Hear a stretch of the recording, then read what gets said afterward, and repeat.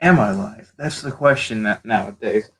Because you don't know if I'm live. Because the last time I tried to do this, it botched badly. Because I don't even know what happened. It said I was live. Nothing popped up. No one was watching. And then I ended it. And then I came back on. And then it was there. And then people were here. But then people kept getting booted.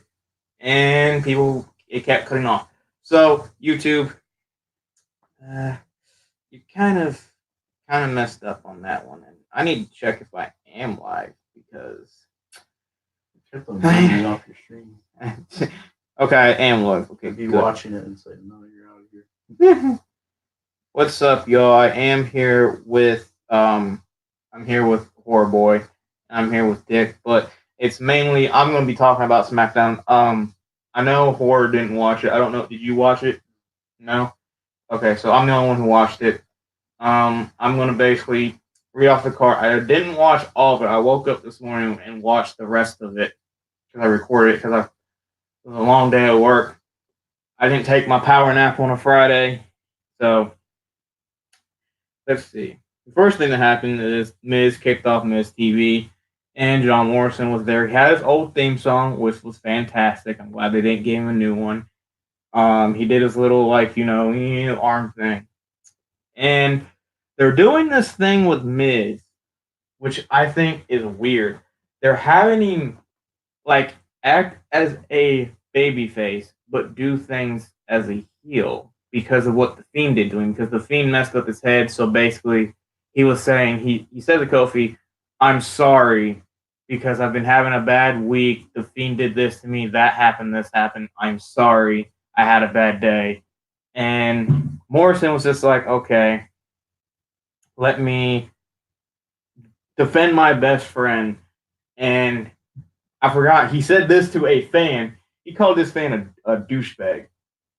He was like, "Hey, you douchebag, you get in the ring." I was like, "Oh my god!" I was like, "Geesh." You gonna get in trouble for that? Fines. Yeah. But so they talked for a while, and then Kofi interrupted, and then Big E made a human centipede joke by saying Miz cannot act at all, and he said that the Miz couldn't even play the behind of the human centipede. So that was very just okay. That was interesting. Mm-hmm. Very weird type thing that they did there. So they have a match. It's I think it's a decent match. It's going good. And then it's going back and forth, and then Miz throws Kofi out of the ring in front of Big E, throws him back, and Big E cuts him off to get back in the ring. He gets in his face, starts yapping at him. Miz puts his hands up like, "Hey, I'm just trying to do a wrestling match here, dude, or fight. Like, I'm just trying to be me." So again, he's trying to be a face, but then he has that heel tactic because Morrison came in and did a parkour move off the steps and hit Big E, and he slid, and then Miz ran around, slid through the bottom ropes on the other side because Kofi was distracted, had his head out, and he kind of like hit Kofi with the ropes, kind of, and then skull crushy finale him, and then he won 1, 2, 3, and then that was it. And then they also announced Morrison's going to be facing Big E next week. I can't wait for that match. That's going to be an interesting match, in my opinion, because Morrison's like this hardcore parkour type person, can do flips, and Big E's that powerhouse monster. So that's going to be interesting. Then we had a Bray Wyatt Firefly Funhouse segment where he was basically saying how much he loves the fans and how basically he didn't say it, but he said, "What's the opposite of love, Daniel, is what the Fiend thinks of you." Basically, he says the Fiend hates Daniel Bryan because of what the Fiend is. The Fiend is just this destroyer of world champions and Mick Carter, basically. He doesn't like anyone. He wants to do his own thing. And then after the segment, we got a backstage Mandy Rose and Sonya Deville promo. Basically, Sonya was hyping up Mandy. It's like, okay, this is a new year. You're going to do this. You're going to beat Alexa Bliss. You're going to be this. You're going to be that. And Mandy was like, yeah. Can you go to the ring or go do something else? And then Sonya's like, okay, whatever. So she leaves. Mandy pulls out this white thing that has a cake in it, and she's like, I gotta go. So she goes out of the room and finds Otis and Tucker, and Tucker's talking to Otis like, don't let Mandy get in your head, don't let Mandy do this. And then Mandy comes up to Otis, and Otis is making like his funny face expression, like, and Tucker's right next to him, like doing like this finger point thing, and he's like, don't trust her, don't trust her. And Mandy was like, oh, I'm sorry, Otis. Here's an apology gift. I'm sorry for what Ziggler did to your mama's thing, and tell your mom I said sorry. And he opened it up, and it was a cake. It said I'm sorry, and had a sad face. So I was like, okay, a little feel good moment. I like the storyline with Otis and Mandy. I really hope if they do break up Mandy and Sonya, at least have Mandy and Otis like do this little storyline, have them together, because Otis, I want to see Otis and R-Truth and Montez Ford as a trio.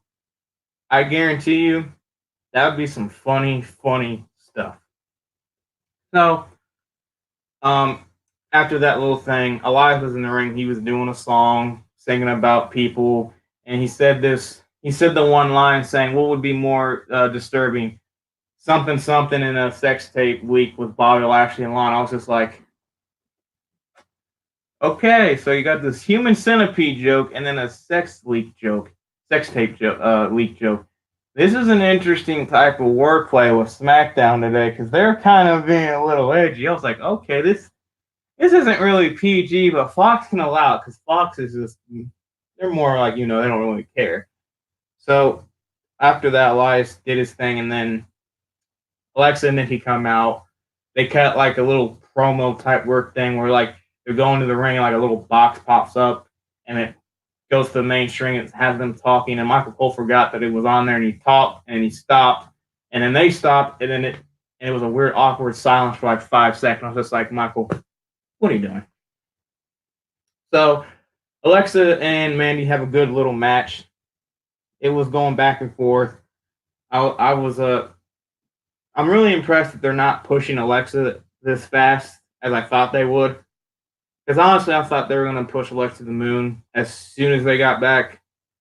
But they're not. They're letting her take some L's, like build her back up. Because honestly, I'm tired of seeing the 4 horsewomen. I'm tired of seeing Alexa Bliss in the title pictures. I want to see Ember Moon. I want to see, honestly, Lacey Evans and Dana Brooke. I want to see these different women do something. And that's the weird thing, because their women division is really good, but at the same time, they have a lot of people injured. They have Ruby, they have Nia, they have Tamina that's out. And then you got the ones that, Ember's out too. And you got the ones that you don't see that much finally get a shot, and it's actually helping Dana out, because Dana is actually proving herself a more better wrestler. Because I remember she had like a match on Raw like a couple years ago, and she wasn't doing that good, so they didn't really do anything with her. And she kept going back and forth from each brand. And they drafted her on SmackDown. She's doing a thing with Lacey. I was like, okay, she's actually doing good. And she had that Survivor Series, which you remember, she was actually doing really good. Yeah. So I'm liking what Dana's doing. Dana's been doing good, but Mandy beats Alexa because Otis came out and he had the cake and he was eating the cake and it distracted Alexis. He did this weird like tongue motion thing with the cake and was eating it. I was just like, okay, this is That's weird. Some raunchy humor, man. It is what it is. I'm like, he's eating the cake. I guess he likes it. The weird thing was he didn't even use he did. I get the joke now. He's eating cake. Yeah. He didn't even use a fork. Yeah. He used his hands. He was getting in that cake. Oh, I get the joke now that WWE tried to do. That's tried to slide under me, but now I'm awake. All them kids are going, why is he eating cake like that? He just loves the cake. Their dad. No reason, son. No reason. Okay, they try to slide that under me, but my mind. So then Lacey Evans came out to fight Sasha. Sasha wasn't there. Sasha was apparently in LA making an album. Oh god. So basically, it's gonna go in the trash because she's overrated. Honestly, out of the four horsewomen, I never liked Sasha. I always thought Sasha was the most overrated one. I thought her and Charlotte was overrated, but then Charlotte kind of calmed down, but they won 10 titles. I was just like, what the frick happened? But Charlotte has the stuff that her father has. She can be, she's a good wrestler. She is a fantastic worker. And that's the thing that I'm honestly fine with. Like, if she wins, she's going to win. She loses, she's going to lose. But she always thought was the most overrated one, but then I was like, wait a minute, no, Sasha's the most overrated one. In my personal opinion, I like Becky, then Charlotte, then Bailey, then Sasha. Becky needs to lose that freaking title. I'm kind of getting sick of that. If you think about it, 3 of the 4 horsewomen are like pretty bad right now. Like Becky's bad in my opinion, Sasha and Bailey. The only good one is Charlotte. And even Charlotte in the beginning had struggles, Yeah. Remember back in the day? We could not stand her heel. Because it was so stale. It now still is kind of stale. Well, it is stale, but she's kind of gotten better with She has. But I love Becky, but she needs to lose the belt and get a new gimmick. The man thing's run its course. Charlotte's been doing her thing. She's fine. And then Sasha, I can't stand her. Bailey, I don't know what the heck is with her. Like, her's a face. It ran its course, and then it got boring. And then her as a heel is just plain and boring and just cardboard. Like, she has no charisma as a heel. I'm glad you said cardboard. I was actually that was the word in my mind for Bailey. Is just a cardboard cutout. She is, and it sucks because I thought she was the underrated 4 horsewoman. Yeah. And now she's just the man one. She's still underrated in my opinion because she can still put on good matches, but her face and heel is just bad. Like, there's like nothing they can do to help her. It's like she just needs to take some time off. I would say like 5 months, come back, refresh with a whole different thing, just different everything, and then do that. She won the Raw and Tag Team Women's Championship, didn't she? She's won the NXT, she's won the Raw, she's won the SmackDown, and she was the first, her and Sasha were the first women's tag team holders. Oh, that's awesome. I was going to say I was hoping she won a tag team too because I'm happy for her. But Charlotte, her and Charlotte are probably like the ones, I guess you can say, are the, how like, what do the guys have? What am I looking for? Oh, you're talking about where they get all the belts? Yeah. Grand Slam. Yeah, they're the Grand Slam because Charlotte held the Divas, the NXT Championship. What about Asuka?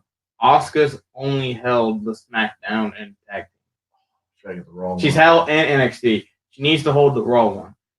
And Bailey didn't hold the Divas, but she held the SmackDown, the Raw, the Tag Team, and the NXT. So basically, she's held all 4 of the major belts. Charlotte's held all 5 of the major belts before they switched the Diva to the women's.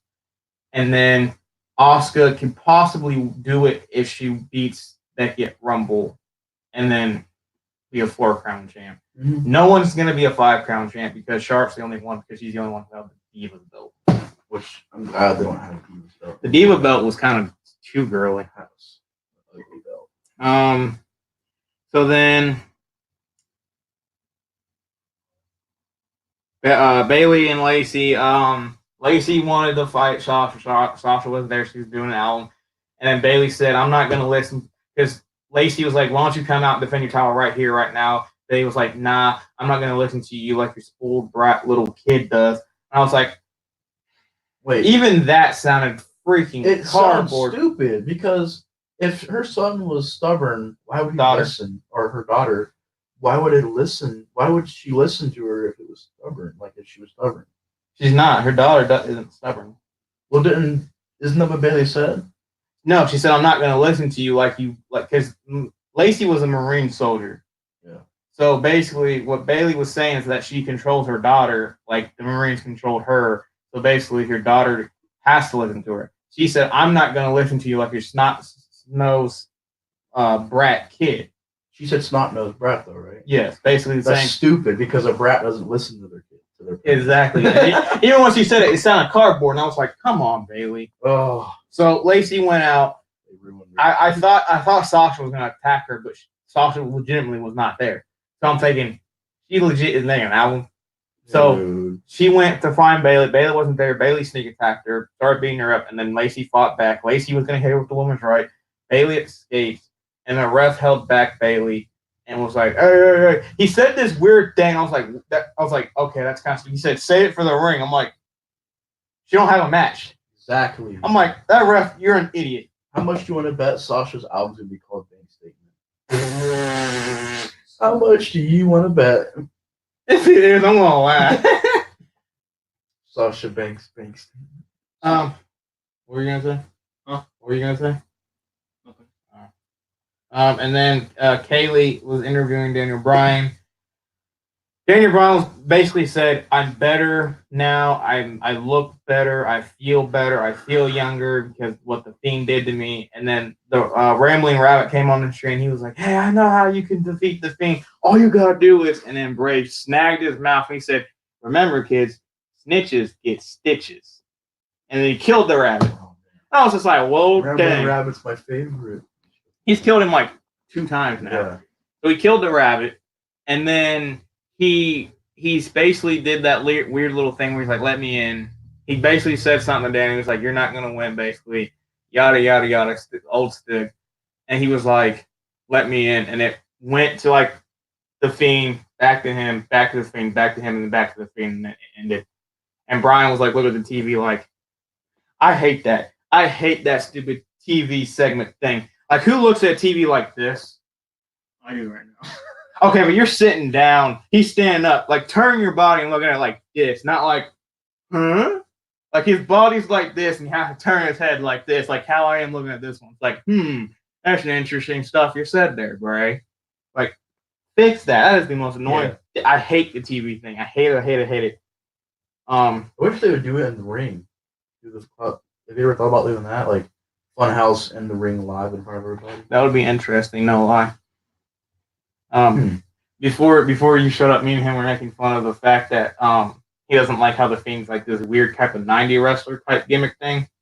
And I was like, what if they made him do a freaking meme about World War III? It's like a Scooby-Doo type thing. It's like, we just got a letter. Wonder who it's from. He opens up, it's like, you've been drafted, and it has like this stupid, crappy CGI where he has a helmet and a gun and army stuff. He's sitting in there, and you just see bombs fly down. He's talking to the Rambling Rabbit. He says, "I'll see you guys at tribute to the troops." Oh, well, dang, my belt there. So after that, Roman and the Usos had a promo, and then King Corbin and Dolph Ziggler interrupted, and then it went to the match. The match ended in DQ. Corbin and Ziggler won by DQ, and then Rude came back pretty quick, actually, and he helped Ziggler and Corbin lay out Roman and the Usos. And they just announced that Roman is going to face Corbin at Rumble, and they're probably going to have the Usos face Robert and Ziggler.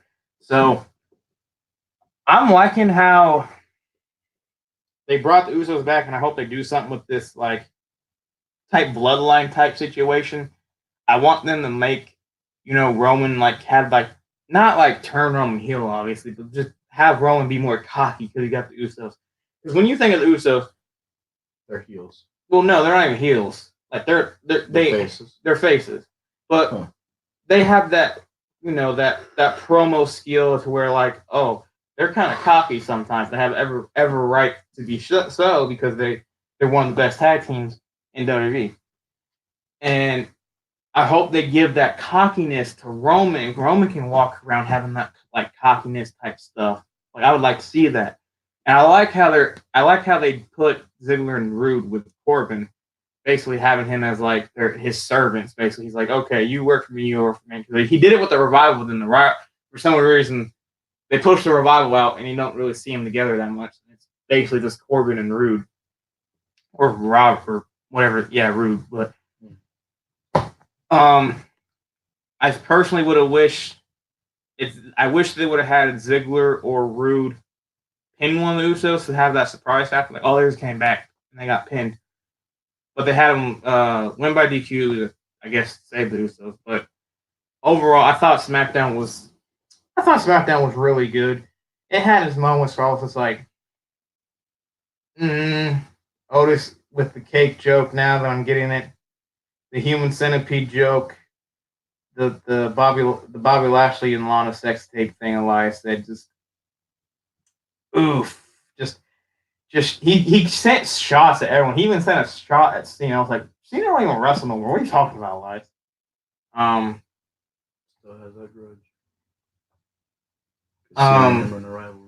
I would probably out of 10, I'd give it 8.5 out of 10 because I liked pretty much everything. There was some cringy stuff, but that's what WWE likes to do is these cringy type things sometimes. But that's probably gonna be it. It's gonna be a short, simple stream because I was gonna stream it last night, but I basically couldn't even stay awake because of how work was.